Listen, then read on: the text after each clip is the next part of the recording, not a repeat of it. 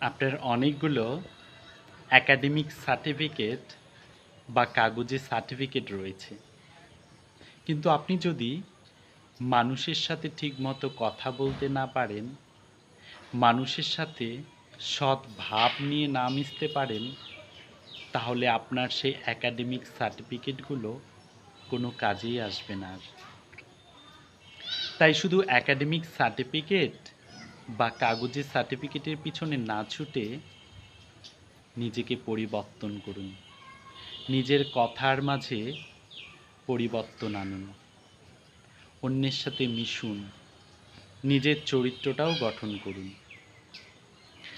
অনেকেরই তো দেখবেন অনেক একাডেমিক সার্টিফিকেট আছে, কিন্তু তাদের তেমন সম্মানটুকু নেই। সবাই তাদের সমীহ করলেও তাদের ব্যবহারে কেউ সন্তুষ্ট নয়।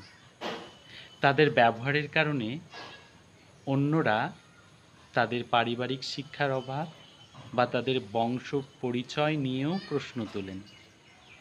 তাহলে দেখুন তো, আপনার সামান্য একটু ব্যবহারের জন্য আপনার বংশ কতটুকু ছোট হয়ে যাচ্ছে।